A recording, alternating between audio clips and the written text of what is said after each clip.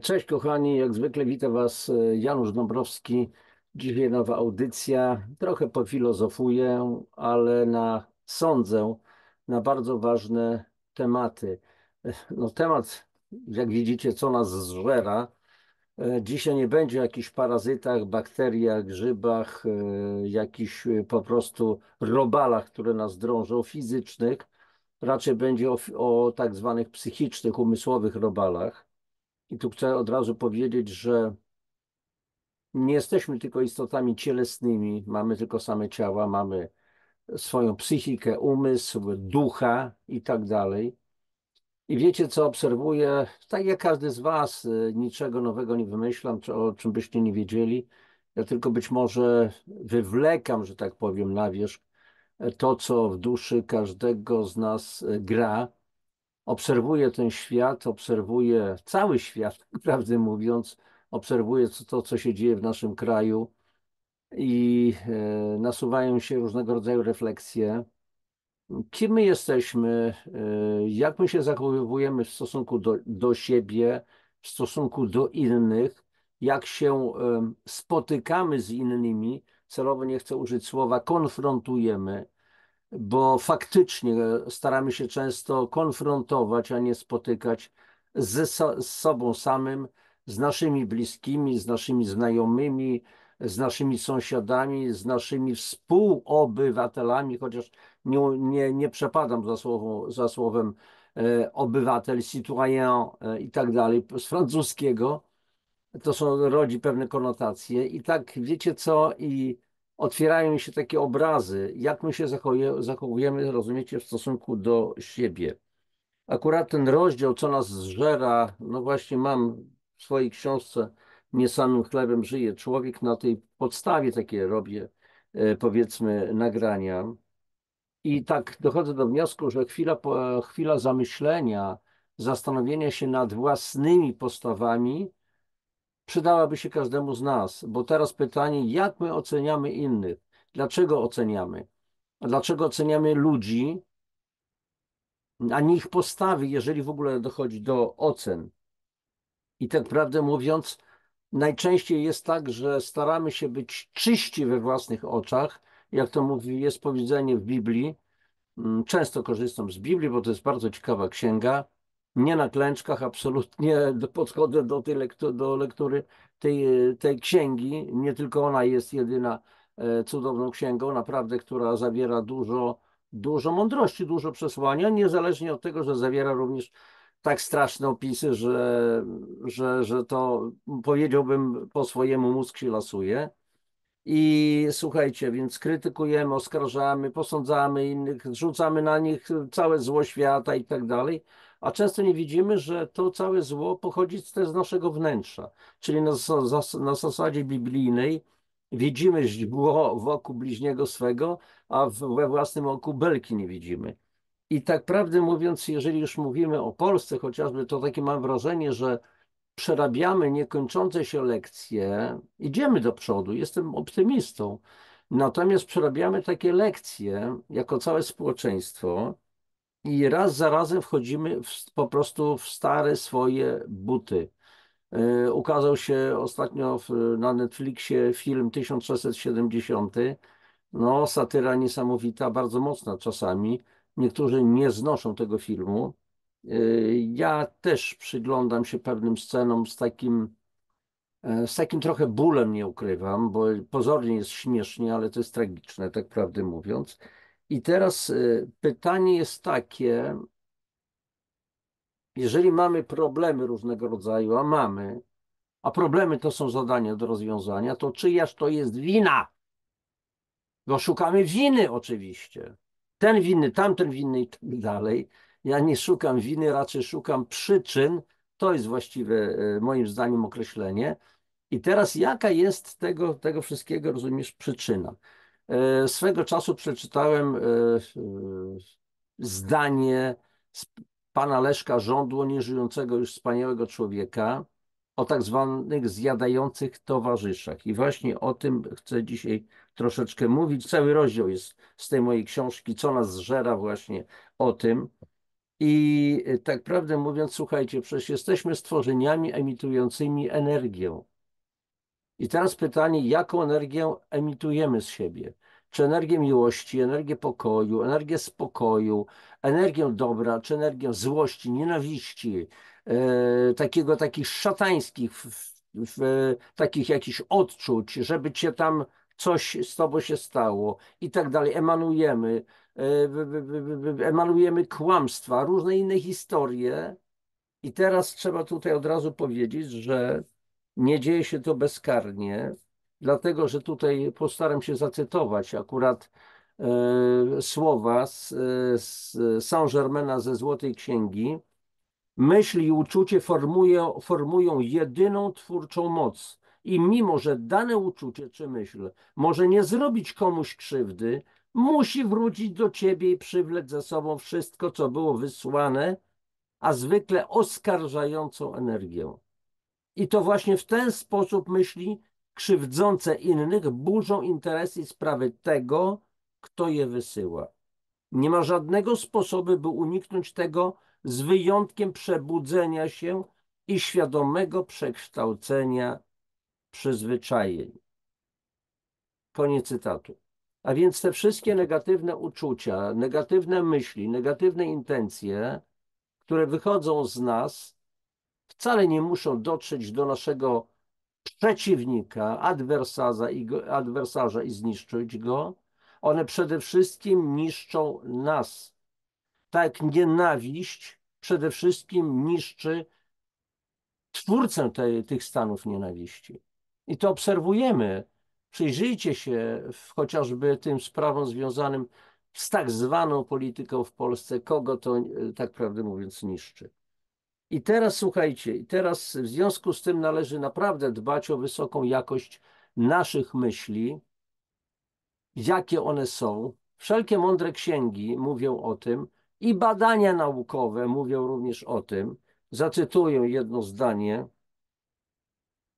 Jest nawet możliwość zbiorowej psychozy, gdy jedna osoba zaraża swoim stanem psychopatycznym drugą.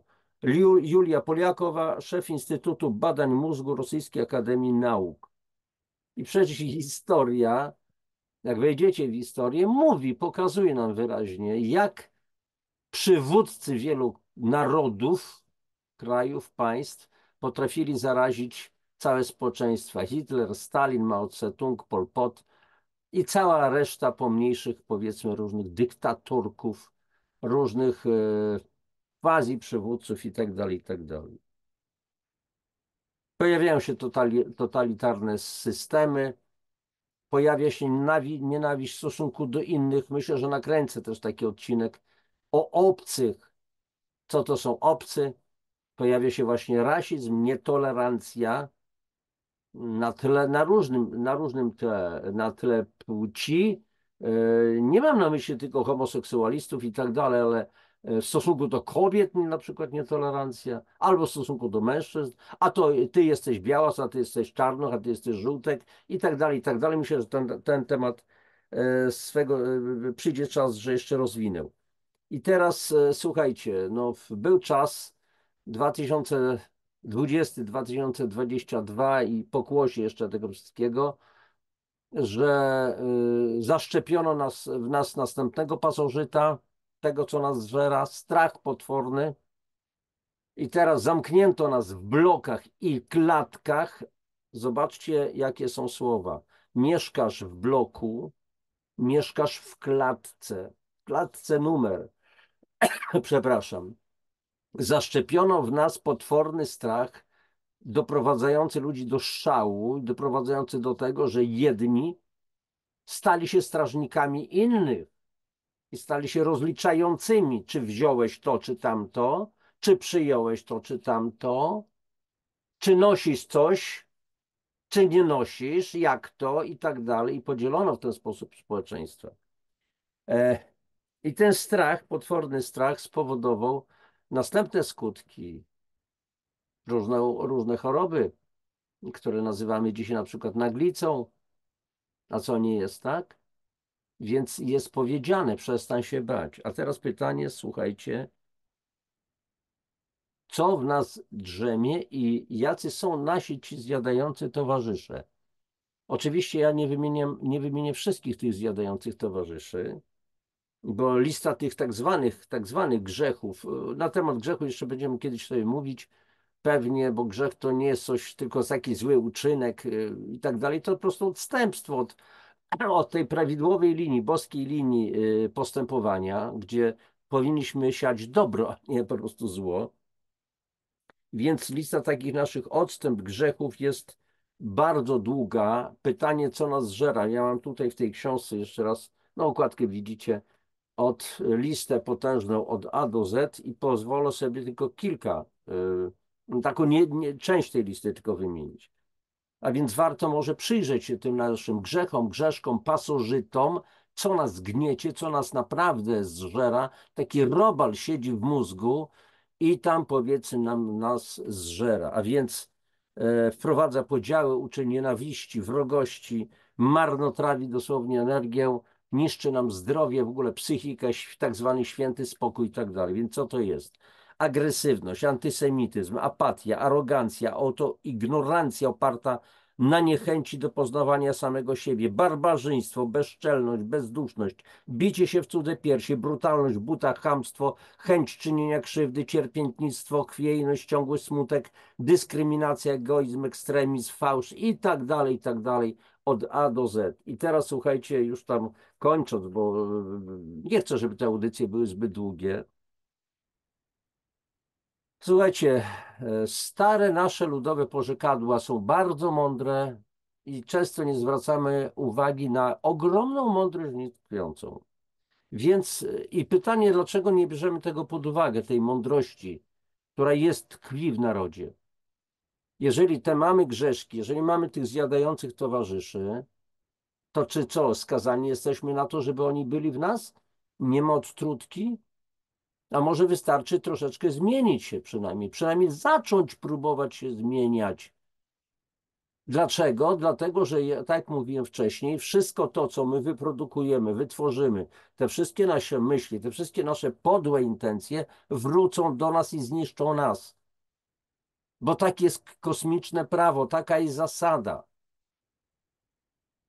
I kilka tych porzekadeł. Znacie to, nie odkrywam niczego nowego. Co posiejesz, to i zbierzesz. Każdy jest kowalem swojego losu. Kto pod kim dołki kopie, ten sam w nie wpada. Kto sieje wiatr, ten zbiera burzę. Kto mieczem wojuje, od miecza ginie.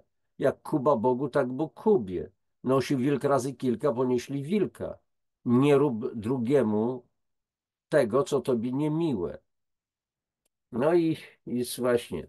I teraz, i wielu z nas szermuje często bogoojczyźnianymi frazesami, pokazuje siebie jako taki wierny, jaki taki hurra, coś tam, coś tam, coś tam. Tu możecie podłożyć różne treści, może to, co mówię w tej chwili, niektórym może się nie spodobać. No jeżeli się nie spodoba, to znaczy, że to w nim jest. Natomiast żebyśmy się dobrze rozumieli, nie ma ani jednego, który by nie zgrzeszył, włącznie z z waszym gospodarzem tego kanału. Każdy z nas ma swoje za uszami.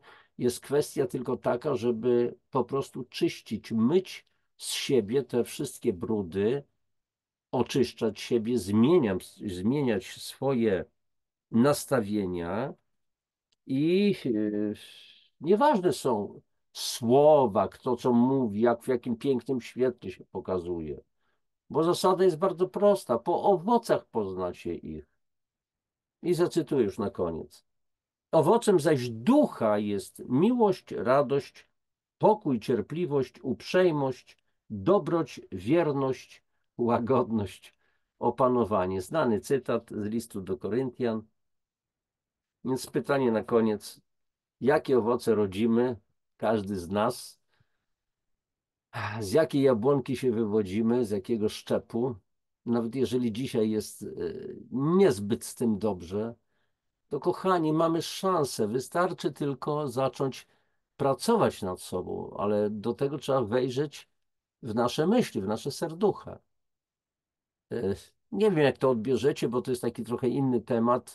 Wiecie doskonale, że na tym kanale, to nie jest tylko samo zdrowie cielesne i tak dalej, bo zdrowie cielesne też pochodzi od zdrowego ducha, od zdrowej psychiki, zdrowego umysłu. Więc jeżeli nie będziemy wewnętrznie spokojni, opanowani, nie będziemy uczyć się tego piękna, kształtować swojej duszy, ducha, jak zwał, tak zwał, to z tym zdrowiem cielesnym, somatycznym też będzie bardzo niedobrze. I tony suplementów, jakieś urządzenia, jakieś inne historie niewiele nam często pomogą, jeżeli po prostu tutaj, jak to mówił Jezus, mówiąc o kapłanach, jesteś jak groby pobielane, z zewnątrz białe, przepiękna, w środku zgnilizna. O tym samym właśnie mówił pan Leszek Żądło o zjadających towarzyszach. Więc słuchajcie, życzę wam, żebyście i sobie oczywiście również, żebyśmy umieli dobrze wejrzeć w siebie, żebyśmy potrafili eliminować te wszystkie nasze wady, których mamy od metra, jako pojedynczy ludzie, jako społeczeństwo. Jeden ma więcej, drugi ma mniej, ale też żebyśmy spojrzeli na siebie z ogromną miłością, bo jesteśmy naprawdę cudownymi ludźmi. Pozostaliśmy stworzeni przez naturę, która jest po prostu Bogiem, można powiedzieć przez Boga, liczę Manitu, jak zwał, tak zwał, przez tą wszechogarniającą, genialną, kreatywną moc, pełną miłości, zostaliśmy stworzeni po prostu genialnie. A to, że mamy pewne jakieś wady, no to mamy je eliminować, pracować nad sobą.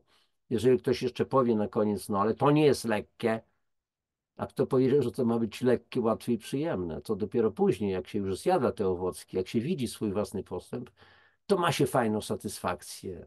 Ale poszedłem do przodu. Jak inaczej widzę?